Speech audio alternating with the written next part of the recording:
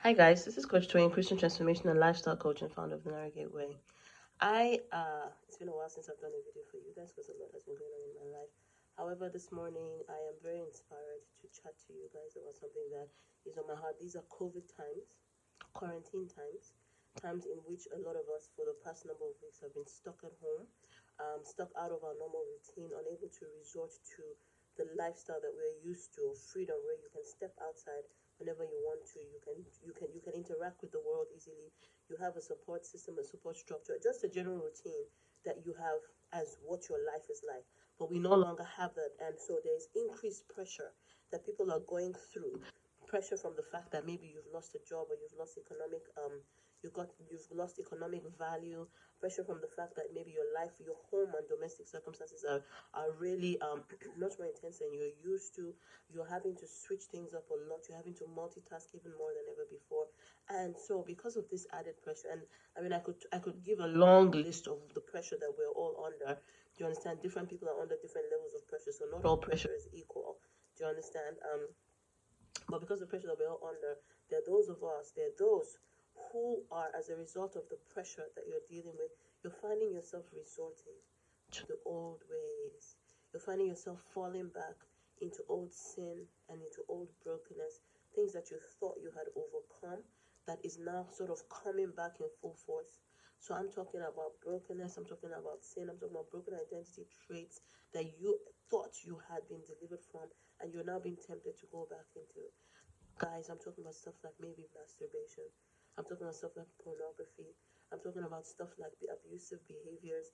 I'm talking about stuff like, perhaps you used to, dug out on your spouse and have some WhatsApp relationship with some chick at work, or, some Instagram chick that sends you, or chick or guy at work, by the way, this is same for women, or some guy that sends you pictures of his private parts or whatever on Instagram or Twitter or whatever, things that we have been doing that maybe normal life allows us to sort of like keep out of our lives because, oh my gosh, you know what, um these things are because you're busy, so you don't have as much opportunity. But the increased pressure of this season has caused you to find yourself falling back into old ways or being increasingly tempted, experiencing a lot of propensity to go back to old ways. Maybe you want to call up that ex of yours that you have no business calling up right now.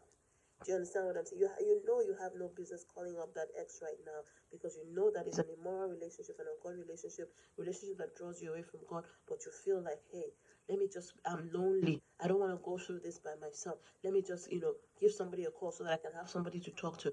You know what I'm talking about. Whatever your issue might be, it might not even have anything to do with emotional or, like relationships or sex or sexual brokenness. It might just have to do with the fact that, you are now having to spend time with your family members and old anger, old bitterness is cropping up, stuff that you thought you had dealt with or stuff that you thought you have under control. You are now having to face it and deal with it once again.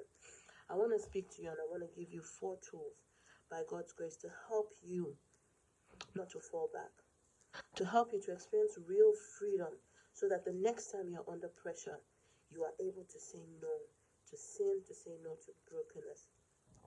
That's what I want to do. So, 4 tools to overcome spiritually in COVID times. I'll think of another title as we go along. So, the first tool I want to give to you is Jesus Christ, the one who restores the broken spirit. You know what? A lot of the time, the things that we struggle with when it comes to sin and brokenness, we struggle with them because our spirits are broken. If it's about bad habits and getting over bad habits, you don't need Jesus to get over a bad habit. Yes, Jesus can help you get over a bad habit, but you don't need Jesus. You can go to Michelle Obama. She's done a new Netflix series. You can go to Oprah Winfrey. You can go to all those good guys out there who are doing great things, who know how to rah-rah you into helping you to change your ways and to helping you to start to get in touch with your so-called authentic self and get in touch with the good side of you and teach you how to discipline yourself and discipline your life so that you are doing the right thing or making the right choices, so-called right choices. But guess what? That kind of change in your life is only skin deep. It is only skin deep. And you need to understand that those things are just symptoms of a deeper issue, which is a brokenness of spirit. And no Michelle Obama can heal your spirit. No Oprah Winfrey, as wonderful as they are, as great as they are with the work that they do, can heal your spirit. There is only one who can heal the spirit, who came to this earth with one goal in mind, to heal the broken spirit of humankind and to restore humankind back to its original natural habitat for which it was created.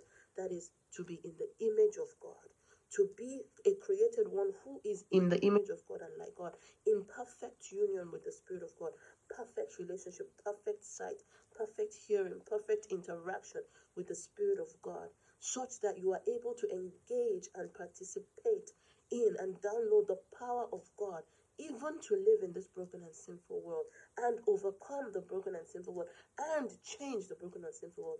He is the only one that can restore you to the rightful state of your spirit. And that is Jesus Christ. There's nobody else.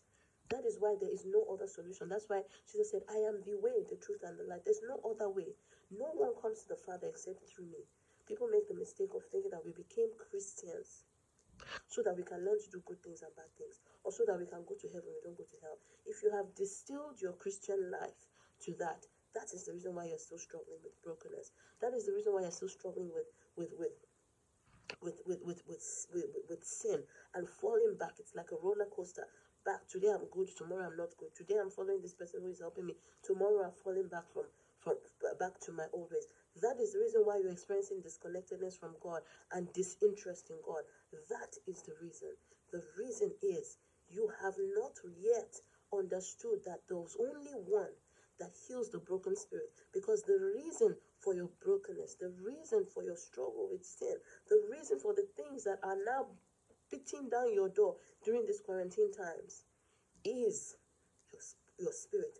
What is the state of your spirit towards God? Has your spirit been restored to the state for which it was created? Perfect union with God, intimacy with God, created in his image and likeness.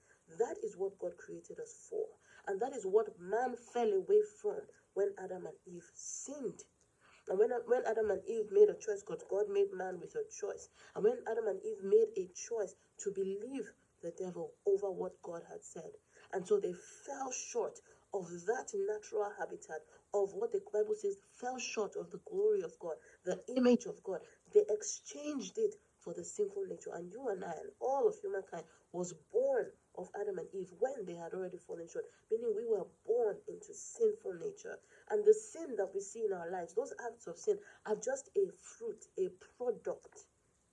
They're just a product. That brokenness that you're experiencing, that struggle, that disconnectedness from God that you're experiencing, that inability to hear God and recognize his voice and know his will for your life and walk in it, that struggle that you have been experiencing to stay constant with God, when you know that I'm a Christian, I love God, but I can't seem to engage him consistently. When I want to worship, it's like I have to work myself into a state as if to say God is far away and I have to go on a journey to get into union with him so that I can worship. And by the time I finally get somewhere close by to where I think he is, worship time is over.